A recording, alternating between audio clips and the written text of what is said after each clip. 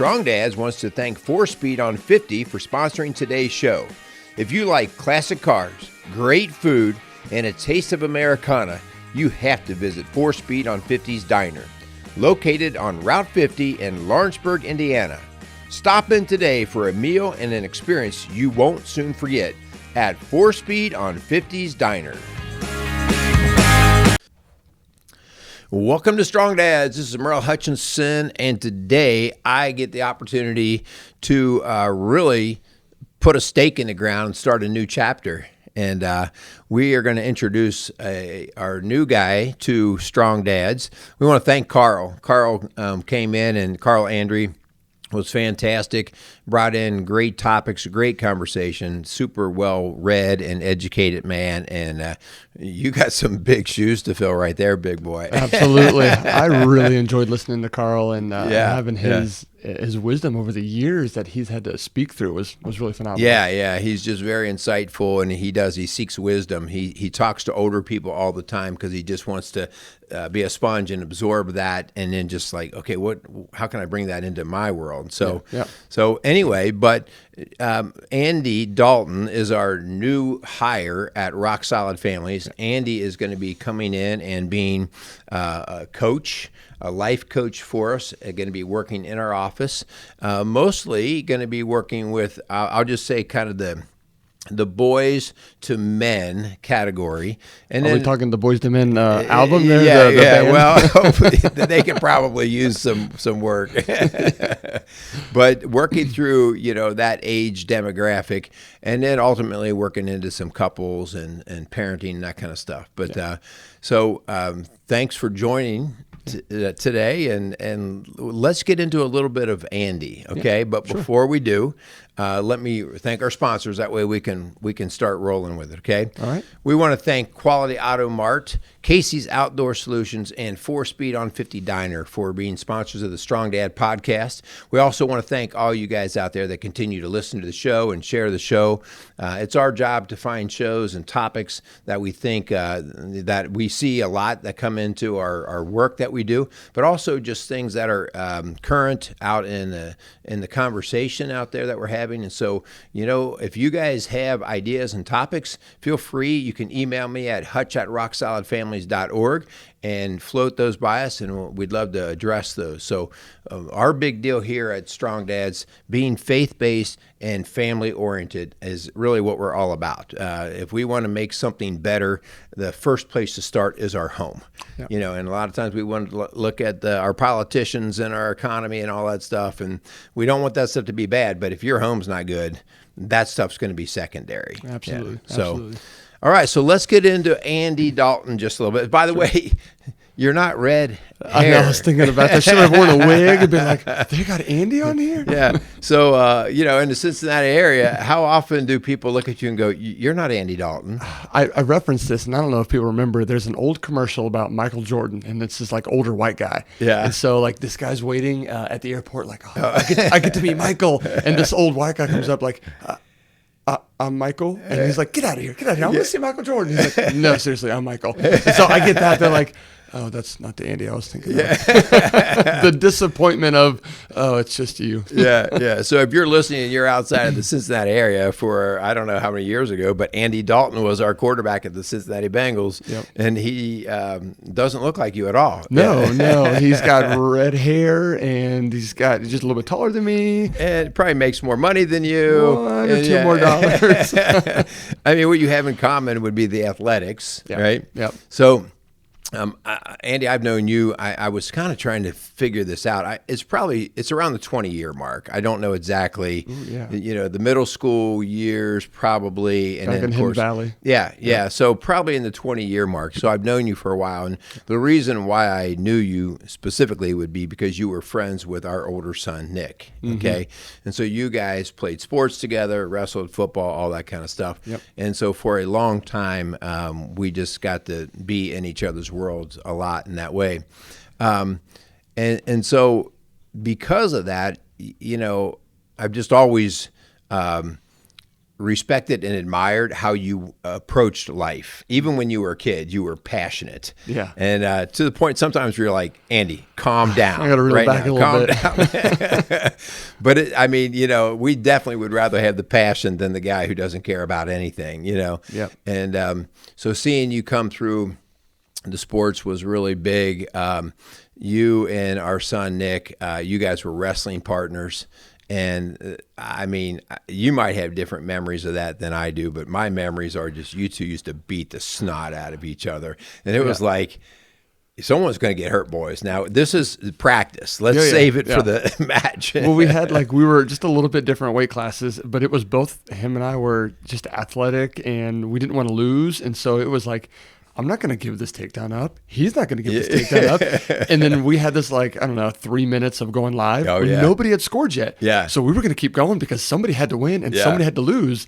And so we just kept at it, and we didn't have our gas tanks were unlimited. So we just kept going. You guys were both endurance animals. Yeah. Even in our running events, you guys would just the rest of the team would be smoked over in a corner somewhere, and you guys would be like, no, we're still cranking the volume here. You had that, what the devil takes the high road run. It takes the hindmost. Devil takes the hindmost. That's what it was. Yeah. That was I loved and hated I think that was our day after Thanksgiving run. Yes. And so we'd have practice, which is miserable anyway, right? But I did it on purpose. I did their strength and conditioning for wrestling. Yeah. And so the day after Thanksgiving, all these guys would come in, and of course they're wrestlers, so they've all gained 10 pounds, and they're supposed, we got a meet coming up real soon here. And so, I'm like, okay, boys, well, we're going to play a game today and try to add some fun with it. But essentially what you do with that is you take whatever we had, 25, 30 guys, whatever it is. Yep. And we had an indoor track at the time, right? Yep. They still do. And we said, okay, go. And everybody would run a lap. And the last guy across the line, he's out. Yes. Now, you might go, well, shoot, if I'm not fast, that's what I'm going to do. But if you get dumped like that, then you're going to continue to run the entire time on the outside, and then minutes after. Oh, yeah. So those guys who got kicked early, they're going to run an extra half hour longer than everybody else. You wanted to last as long as possible. And the first year you did this, I think it might have been our sophomore, junior year. Yeah. I didn't know the trick. Yeah. Dead sprinted every lap. I got to win all of them. And then you get to the end, you're like, I'm exhausted. Yeah. And then you got this one guy all I got to do is be second to last. That's right. Every time. Right. I just got to beat the last guy. And then it came down to the final sprint, and I'm like, I got nothing left. And then I get smoked over by Nick or somebody else. I didn't do this right. There's a trick to this. Yeah. But those were fun. Those were really fun. So let's give us some history, right? Give us some history. I don't care, your family upbringing. Sure.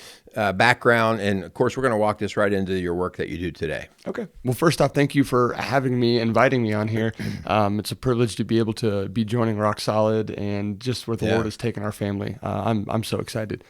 But yeah, I was born up in Kokomo, Indiana, past Indianapolis. My dad was in the Air Force, and when he got out, he became a mechanic at Delta Airlines down in Georgia. So once I was born, about maybe a year old, less than that, he was out of the Air Force, took a job. We moved to Atlanta, Georgia, just south of it for 8 or 9 years or so.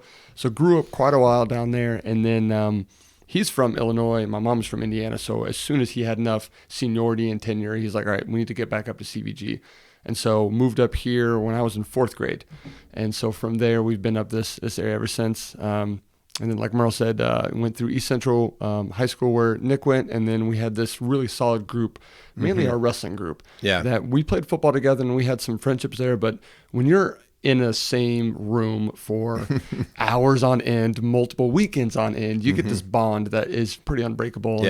And so we really gravitated towards that, latched onto that. And then, there was a core group of us that we would go and hang out in your guys' basement, yelling, screaming for the younger. Every weekend, man, the basement was. It was old Xbox Halo 2. And we would, this is before, and this is a couple years ago, but before you could do online play where you could just sit at home and play with your buddies, you had to be in the same area. Yeah. So because it was all cabled, right? Yeah, we had to put an Ethernet cable through the floor. And so, but anyways, that's where our tight-knit group of friends developed. And so from there, once we graduated, the Lord blessed me to be able to go play college football. And so graduated in 2009 from East Central and then went over to Hanover College. Right. And spent the last 4 years at Hanover, I spent 4 years at Hanover studying exercise science, technically my degree is kinesiology and integrated physiology. Okay. But we got a little something in common with that. You do, yeah. And so I tell people that, and they're like, what? It's exercise science. Yeah. So that's the degree is exercise science. But so I played there for 4 years, and then you always have these exit interviews with your head coach. And so he sits me down, and that summer going into my the spring going into graduation, because spring football in college, they asked if I wanted to come and be a strength assistant, and they had the stipend that they could give somebody who was in the field of exercise science and who wanted to go be a strength coach. And that's kind of what I thought my path was going to be: personal training, strength coach, something like that. And so he had said, "What are you going to do?" And I was like, well, I know I'm going to drive seasonally for UPS for a summer. And then there's an opportunity. I could have gone to Terre Haute to be a personal trainer, get into some CrossFit stuff. And then I kind of two paths. I was like, I don't really know. I was like, that's kind of what's up in the air. And he's like, well, we've got a stipend for a linebackers coach. I played linebacker. And so he's like, well, what if you came back and you were strength assistant, full-time linebackers coach, and then you helped us with recruiting and stuff. And so I was like, let me go work UPS for the summer. I already made this commitment, and let me think about it. And while we're doing that. And at this time I wasn't as, strong with my walk in the Lord. So I was like, I just called up buddies. What would you do? What would you do? One of them, who is the head football coach at Harrison now, who was my linebackers coach at East Central, I was like, Derek, what would you do? And so the biggest advice I got from multiple people: if you love what you do you actually work a day in your life? Right. And so he's like, you're going to go do a job here, UPS, do a job here, Terre Haute. You could go and coach college football and be a strength assistant, which you love. And he's like, I don't know, even if you don't get paid a lot of money, that sounds pretty awesome. Yeah. And it worked out. I was there for 2 years, spent the summer at UK as a strength intern in between those 2 years, where I had the chance to be a strength assistant. And that's another why that we can talk about later. And then I got engaged at that time. So it was like, all right, do I take the job that I was going to get my foot in the door at the University of Kentucky, Division I, being a strength graduate assistant, or do I go back to Hanover for my second year? I follow through with the, getting married, and then we just, take that one step at a time. And basically it was job or family. Yeah. Because she would have said, I would have followed you down there, but I wouldn't have made any money. It would have been very hard for me to have a family at that time. Yeah. Yeah. I mean, even I think sometimes, people who go into the strength and conditioning world, somehow they're often led to, you're a personal trainer, you're going to make money, people pay. I mean, you get the celebrities will contact you. The reality of it is there's not a lot of money made in the personal training world. No. And then even when you get into the strength and conditioning of the schools and stuff, it's kind of one of the first things to go. Yeah. Especially in smaller programs. So you can start to realize, oh my gosh, am I going to be able to feed my family doing this? Yeah. And so I wouldn't ever discourage somebody if that's your passion. Yep. But you better get ready to put your boots on and do some extra work, because it's going to be hard to make it just in the strength and conditioning world. Yeah, you get that, get the people that are like jacked on the sideline of these college football games, the mustache from the guy from Oregon. Yeah. He makes millions of dollars. And I was like, there's very few people who make that kind of money. That's right. And the rest of them work a ton of hours for not a lot of money. That's right. Yeah. And so, and that brought us from when we had gotten engaged, brought us kind of back home, where I was getting out of Hanover coaching and realized, like, all right, we want to start a family, we want to settle down. She's from the Cincinnati area, my wife now. And we were like, well, we'll just go back home and try to go from there. And so one thing led to the next. I ended up calling Derek again about some advice for, teaching of all things. And I was like, I didn't think I was going to be a teacher. I was going to be a strength coach. Right. Coach football, and so there was a PE position open available, and I met with the head football coach at the time, and he ended up taking a liking to me. Derek did, so I had a couple of references to help me. Ended up getting some emergency licensure, got online degrees, and everything ended up working out to where I got hired in 2015 as the middle school PE teacher at Harrison, and then coaching high school football. And then because of my wrestling background, I actually helped coached high school wrestling for 2 years, junior high wrestling for 2 years. And then the Lord blessed us with multiple kids. And I was like, all right, something's got to give. Yeah. I only have so many hours in the day. And so we ended up backing off of wrestling and just focused on football. And we've been there for 10 years. I think just to stay on this for a second, it's pretty cool that Derek was very instrumental, not in just being your wrestling coach and stuff, but instrumental also in just guiding you and giving you some good counsel and, just helping you. Right. And he's been somebody that he has told, like, the players. Like I said, he's the head football coach at Harrison High School, And I was, up until this last year, his assistant, the assistant head coach the last 2 years, defensive coordinator the last 7 years, I think.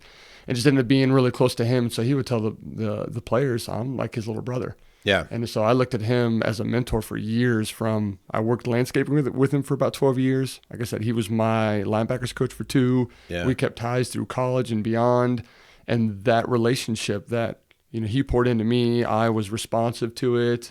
He had really good wisdom for, a lot of things that, my wife and I were going through in decision-making within family affairs and job. It just, was really awesome and pivotal for us. And up until, we're still really close. We're teaching, landscaping, coaching, all of these things. Our lives were kind of melded together for a very long time. Yeah. Well, that's awesome, and it's also speaks any of you guys that are out there listening that are in the coaching or teaching world how you do pour into people's lives, and you may not realize how much influence that you have. Like, I'm sure now, after all these years of coaching, you've really reached into a lot of kids' lives that they look up to you way beyond the football or the wrestling mat, and so it's important to recognize that, like, man, I'm potentially changing people's lives here, and you don't know it. It said you don't know it is really key there. Like, I didn't realize it until after the fact. Like, wow, I thought it was just your football coach. Yeah. I thought it was just, Yeah, you're calling me and talking about other stuff. So that's cool. Mm-hmm. So, all right. So you go through and you're teaching and coaching.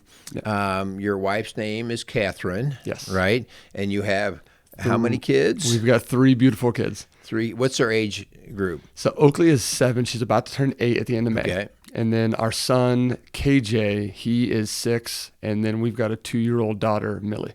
Yeah, so you guys are like bored. You have nothing to do. Yeah. Right? Yeah.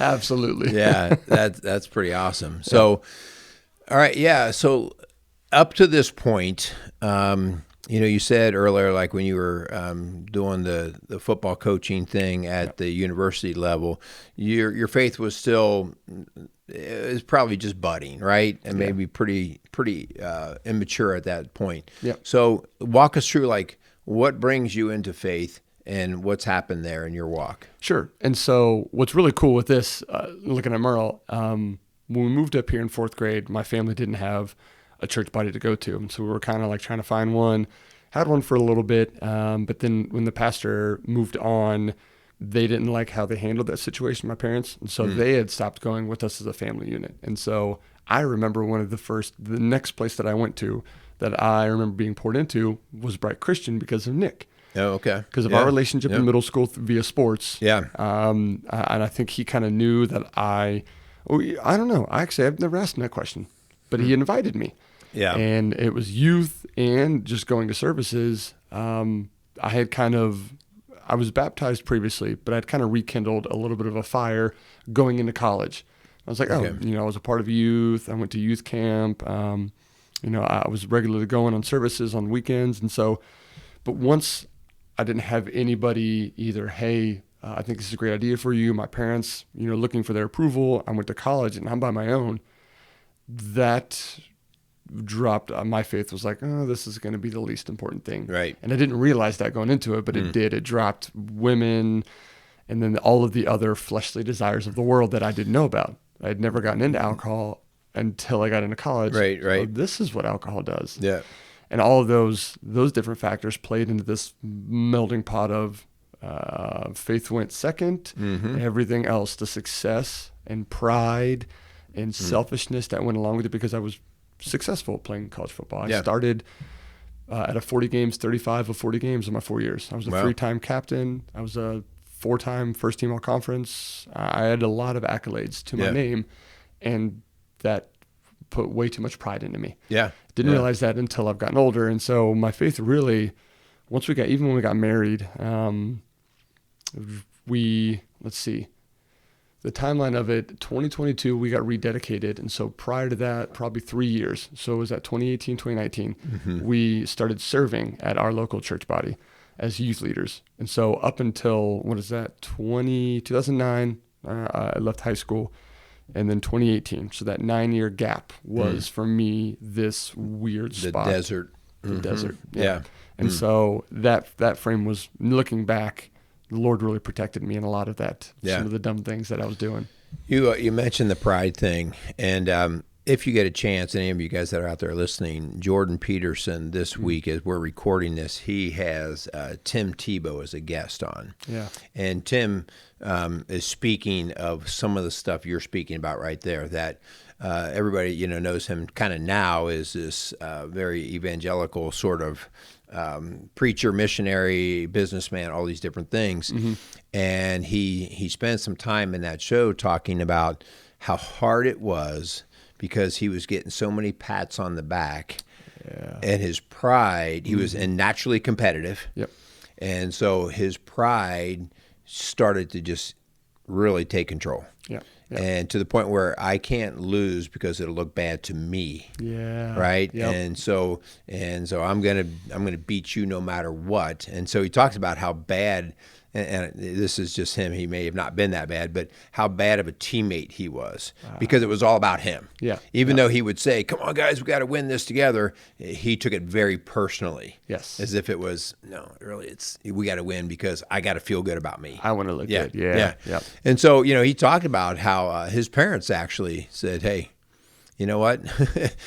You're way more than this game." Yes. And so let's turn the pride down a little bit and understand what your purpose is. Yeah. So Yeah. So anyway, that's something that you just sort of triggered me into thinking about that. That you are extremely competitive. Oh yeah.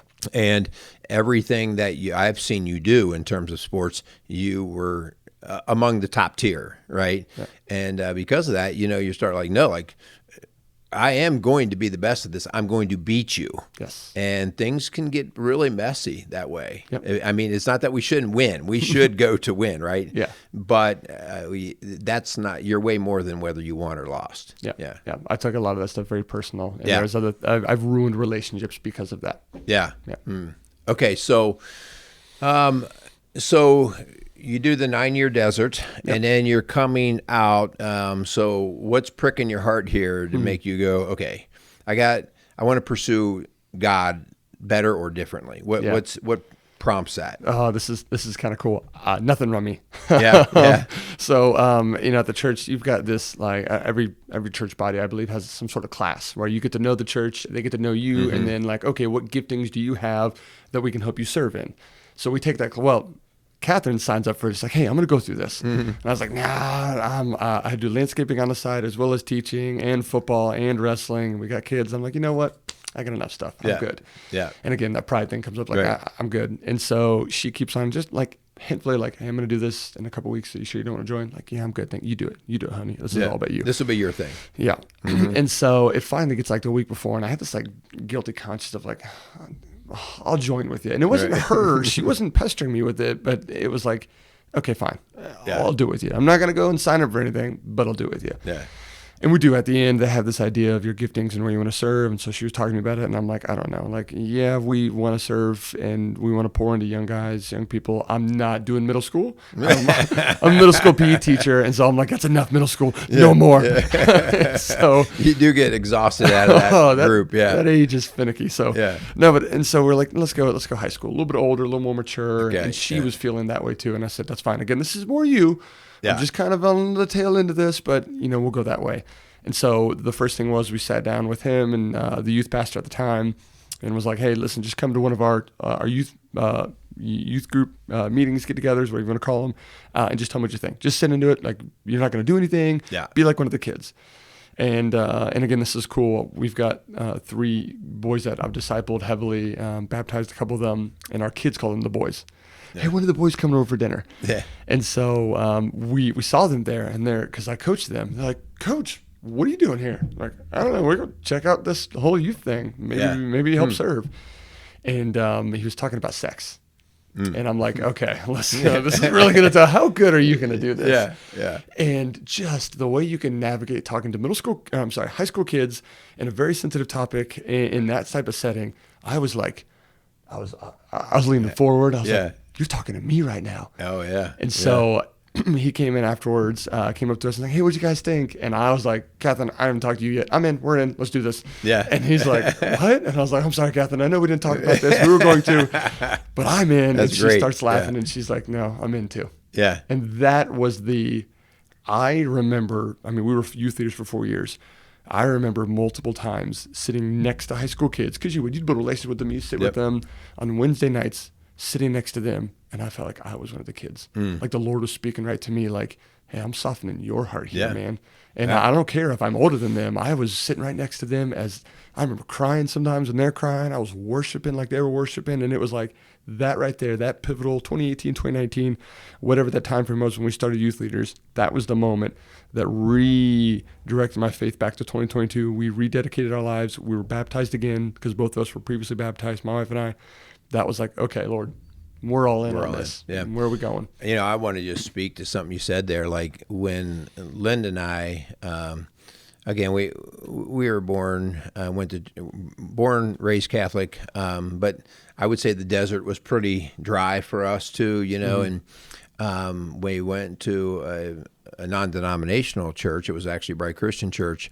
And I only say this because you described exactly what happened to me that Sunday I went. And I mean, all these Sundays I'd gone to church before, right? Yeah. And I went that Sunday and I felt like, even though there were 450 some people there, like he was talking to me. Yeah. Like he had my fullest attention. And I think, you know, that's the work of the Holy Spirit. Like, what the heck? Yeah. And I mean, we never stopped going at that point. Yep. Like that Sunday, we were back, or the following Sunday, back at Bright, you know, and so been there all these years.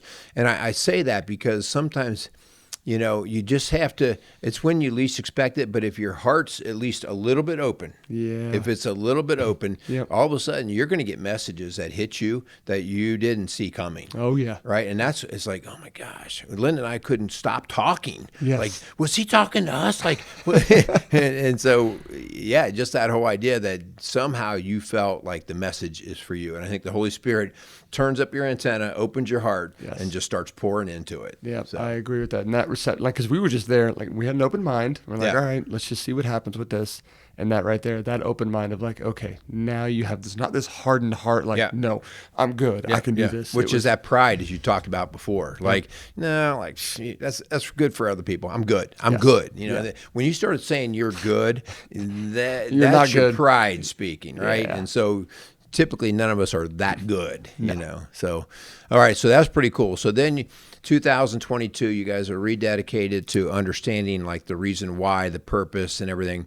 Now, I think, I don't know exactly when, but you actually kind of just lit fire and then started into a ministry training program, right? So tell me a little bit about that. Sure. And so we were called out of the local church body we were in, and literally called. So this was hard for us. We were at Church on Fire for 9 years. That's where we served as youth leaders. We were ingrained deeply with our friendship. And when we got this calling, we were like, no, you can't be calling us that. And that was the first time I realized by not listening to him, we were being disobedient by not being obedient. And I didn't realize that until now. And so we're like, we fought that. Read the story about Jonah and see what happens. When you do that we got swallowed by a whale, and you are going to go to Nineveh. And so we did. This was like in the fall, and we fought it like, no. And then we come in around the Christmas time, January, we finished up Christmas knowing like, I think we're supposed to. And we literally got smacked in the face with like, oh, yeah, we were supposed to do this sooner because we had just gotten some hurts through stuff of our own, you know, fleshly things. Just humans were broken in some way. Yeah. And so we're exploring like, well, what next? And, you know, with young kids, I mean, Millie was a baby at that time. I mean, she was still on one of those carriers, and you can't just church shop per se. And I had this desire like, well, I want to see what this body looks like and how healthy are they? What kind of fruit is this body producing? And so we're just sitting in this la la land, which that was that was the hardest desert stage. We've been in multiple desert seasons, and that was the hardest one. We had our house on the market. We thought the Lord said to sell, so that means nobody can come over because they're trying to keep it clean. Right. We're out of our church body. We thought we'd been at for years. We were going to live at forever.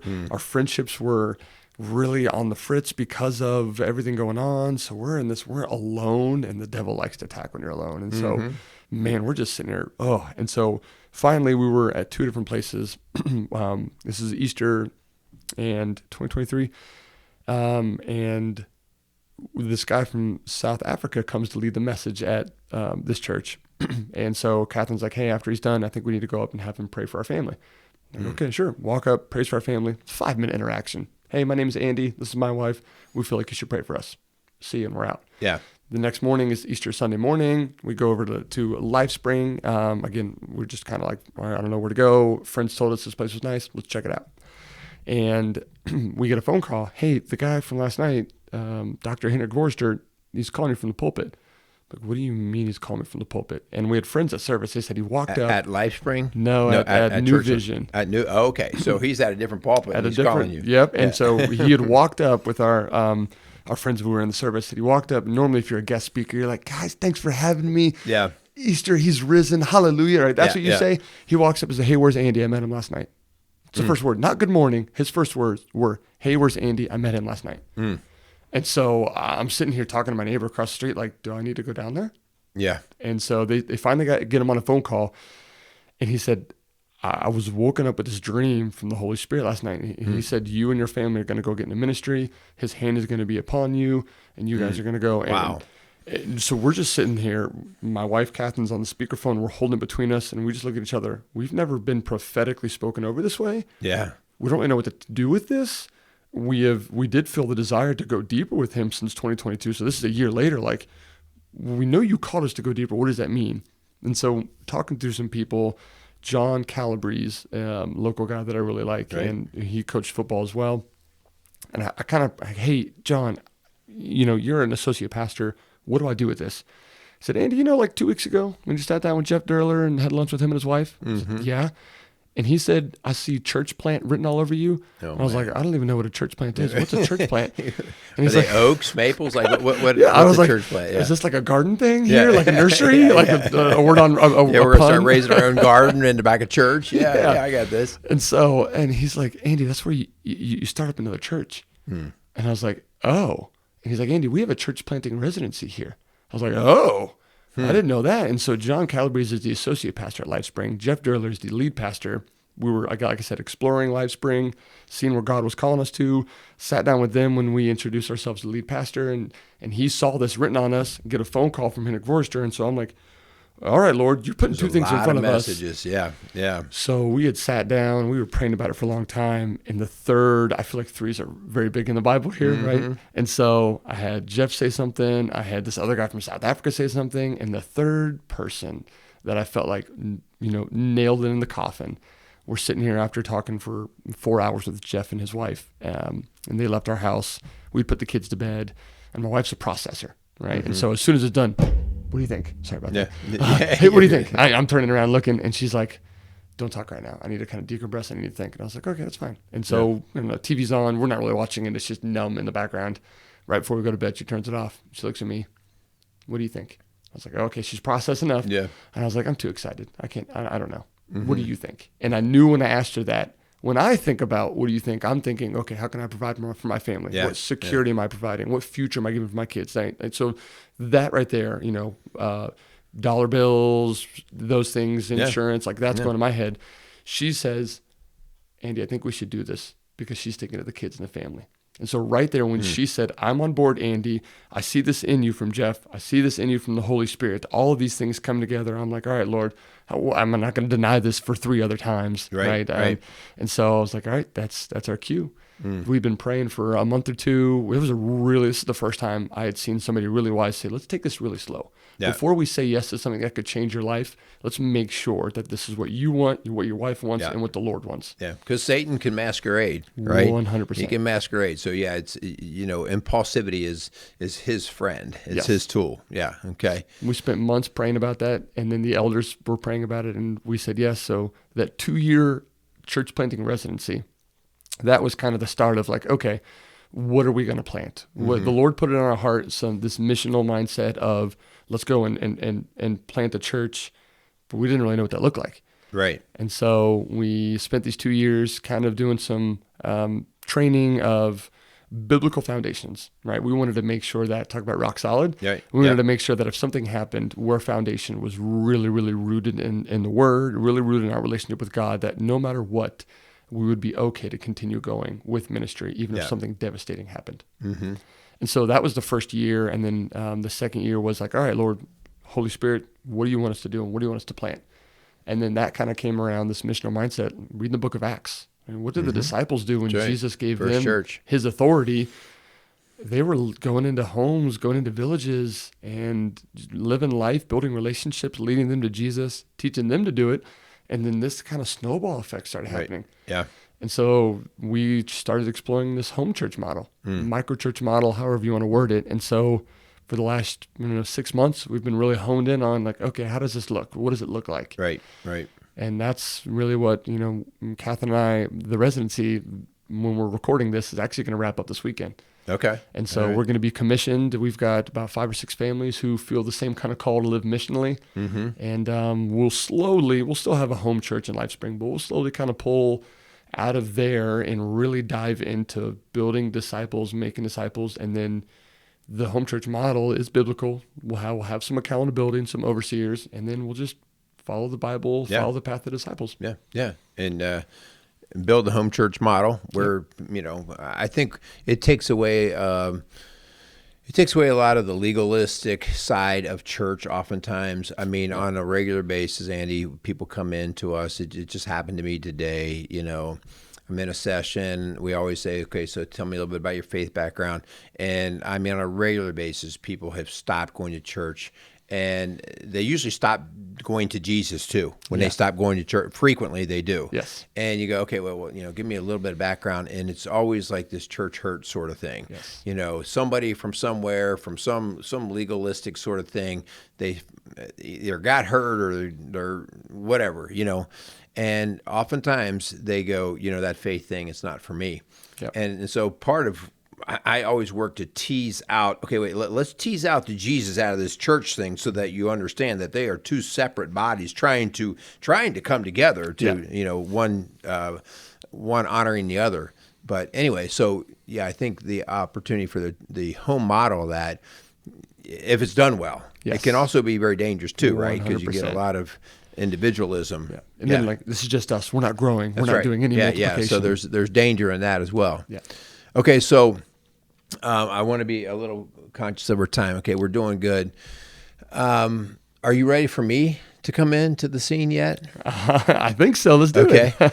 So, in the meantime, I don't really know what you're going through. I mean, I know you're involved in church and all that stuff. And, and in the meantime, we at RockSolid Families it's been relatively easy for us to hire women, okay, as counselors and coaches. Yeah. But it's been hard for us to find, I'm just going to say, the right kind of men. Yeah. Okay.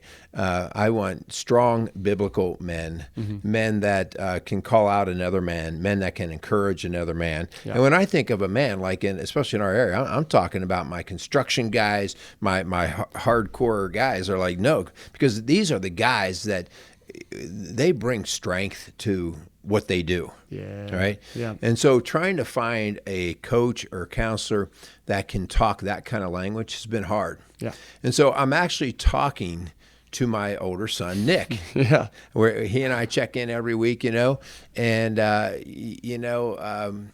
talking to him, he's like, so what are you finding with the men's hire sort of thing? I'm like, man, it's just frustrating, Nick. I'm like, we've talked to a couple guys, but nothing really against them, but they're not who I see in this position. And just like that, he goes, you need an Andy Dalton. Just like that, you need an Andy Dalton. And I was like, you're right. Yeah. You're right. Like, that's who I need. I need an Andy Dalton, because Andy brings all that to the plate. He brings it to the table. And so I pretty much said, Nick, I think you and I are done talking. And I called you. I called you like right then after that. Yeah. And I just planted the seed. So just give me your short version of what did your head do when I called you that day about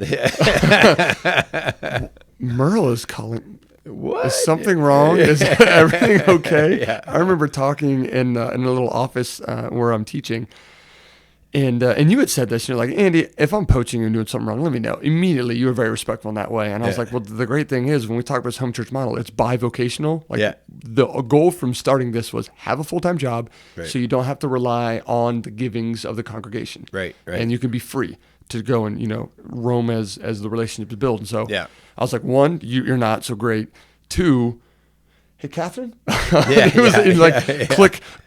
I just got a phone call. This might be something. I don't know. And I don't believe in coincidence. Right. I was talking to somebody else. I guess that's not even a Hebrew word or one of them. I don't know. It doesn't exist. There's purpose. We just don't always understand the purpose, but yeah. And so from there, it was like this little like head scratching, itching, like I have nothing to do in any counseling. Yeah. I mean, I am fitness, exercise science, and I'm a coach. Like if I were to say Coach Dalton would have been one of my identities, I've had to work through like, that's what I do. Like, I'm going to go do what? I'm going to sit in. And so for you to call, I was kind of like, first a second, like, really? Yeah. Well, the reason why you stood out is because you aren't that standard counselor. Yeah. Like the standard counselor that we tend to run into is not the guy that I'm like, that can grab another guy and say, hey, dude, like, step it up. I need you here, right? Yeah, and so so it actually worked to your favor. But like the idea that you know how to coach, that was, you're a coach and you're a coach and you're a teacher. So for me, that was the ticket right there. Yeah. As far as the counseling thing goes, that's something that, we're going to train and work through the coaching side, but the counseling thing is going to come naturally because you care about people. Yeah. Like right there, it's just all about like, what do I need to do to help? Yeah. Right. Yeah. So it's really the heart thing. In fact, there's nothing worse than a counselor who knows all the theory behind it and doesn't know how to tap into somebody's heart. Yeah. That's good. And people on a regular basis, people will come in and go, yeah, like I tried some counseling for a while, but I didn't get them and they didn't get me. Yeah. And so counseling or coaching works when people feel connected. Yeah. Right. So that's what I think you bring as far as a gift goes. So, what is that saying? They don't care how much you know till they know how much you care. Yeah. All right. So here you go. Like that's kind of Andy's story, guys. And I think a couple things to take away from that is the idea of, I think you may have even said this to me, and I've stole it several times. How do you spell faith? It's R-I-S-K, right? Yep. You got to be willing to take a risk, a calculated risk, not an impulsive risk, right? Because then your feelings, your flesh can drive those. But when you get these repetitive things knocking on your door, and you just keep saying, no, I don't want to look at it, I don't want to look at it. I think there could be some payment for that at some point. Like I was calling you and you never came. Yes. And so I applaud you for saying, hey, let's give this a try. And at the end of the day, we really don't know how this is going to work out, right? No. Right? Yeah, I can promise you we're going to have problems, right? Probably.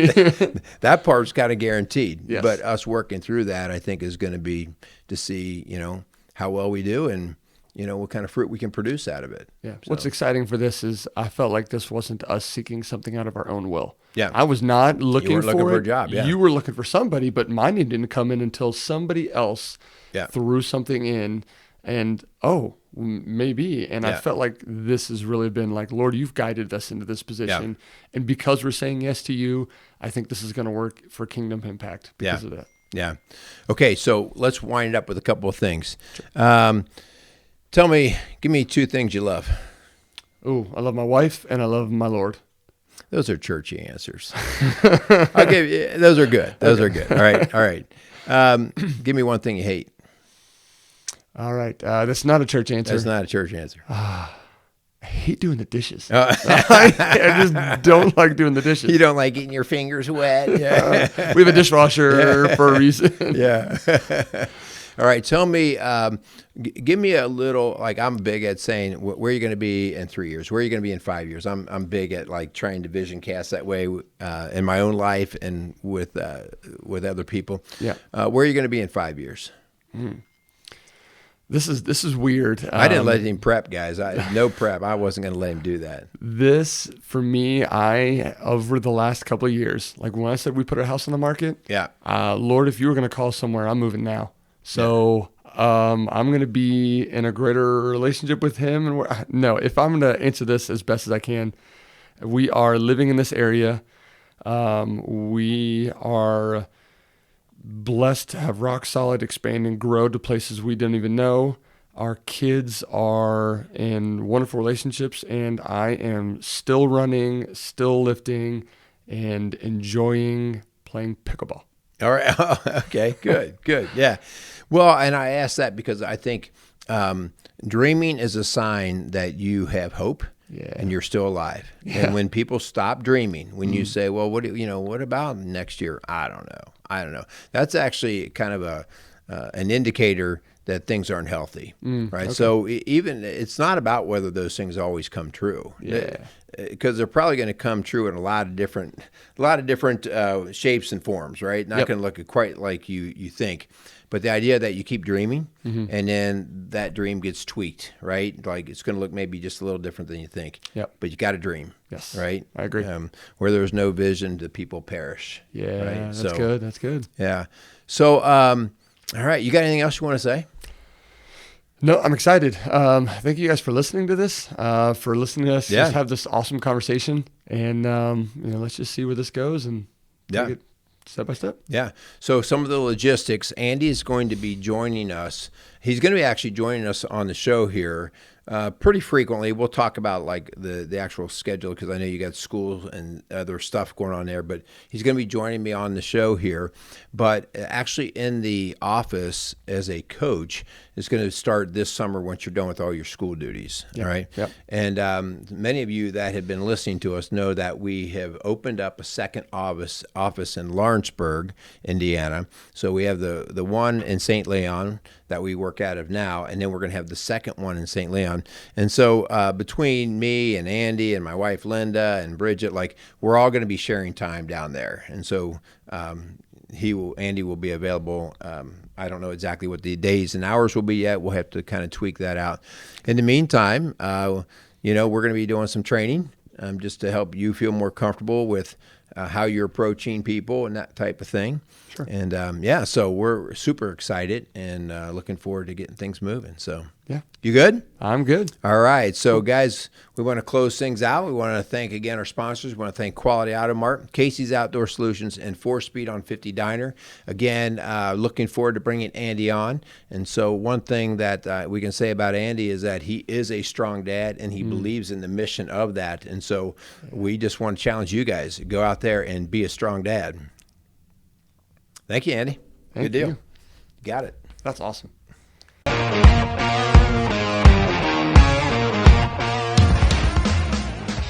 Strong Dads wants to thank Quality Auto Mart and Service for being a proud sponsor of the Strong Dads podcast.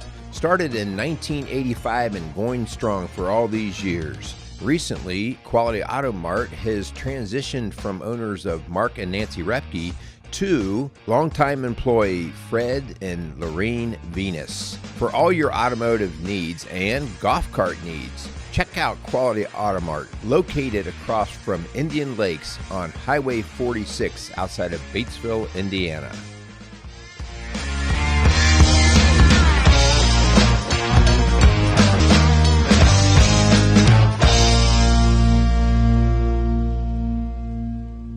Casey's is a premier garden center and gift shop located in Lawrenceburg, Indiana. Casey's offers a wide selection of plants, landscaping materials, home and garden decor, and gifts for every occasion. Casey's is committed to providing exceptional service, a unique shopping experience, and value to every customer. Stop in and see what makes Casey's so unique. Located at 21481 State Line Road, Lawrenceburg, Indiana, or call 812-537-3800. Let Casey's help you add beauty to your home.